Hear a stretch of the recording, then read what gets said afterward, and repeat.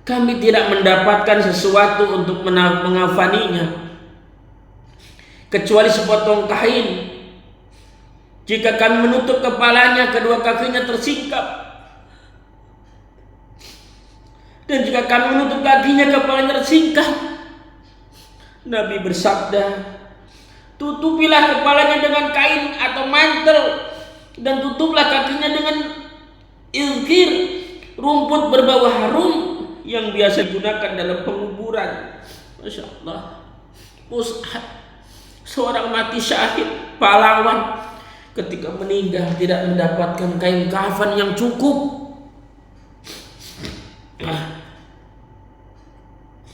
Kepedihan yang mendalam memang dialami Rasulullah Shallallahu Alaihi Wasallam atas terbunuhnya paman beliau Hamzah.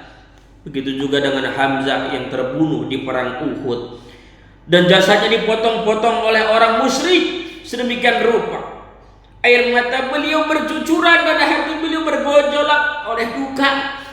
Medan pertempuran penuh dengan mayat para sahabat beliau yang masing-masing bagi beliau merupakan panji-panji ketulusan, kesucian dan cahaya. Namun semua pemandangan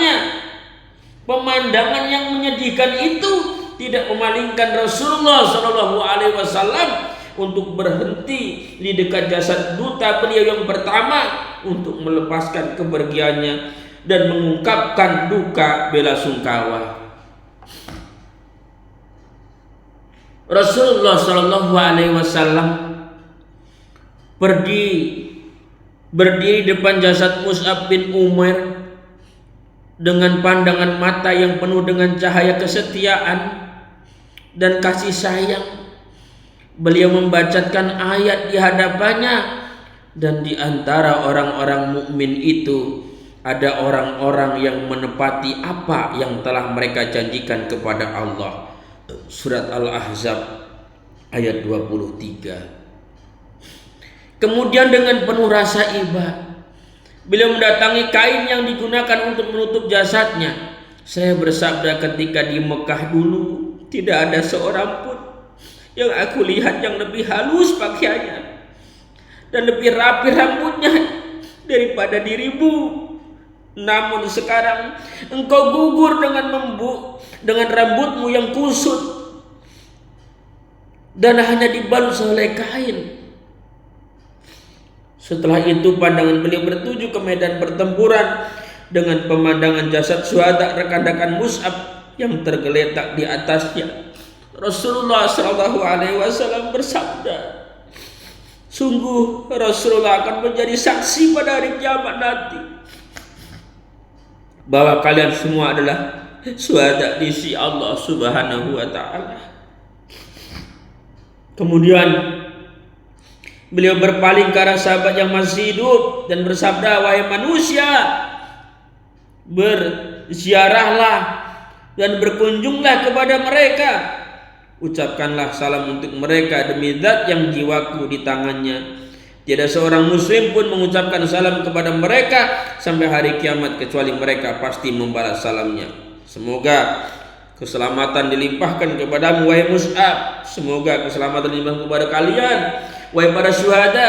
Semoga keselamatan, kerahmatan dan keberkahan dilimpahkan kepada kalian semua.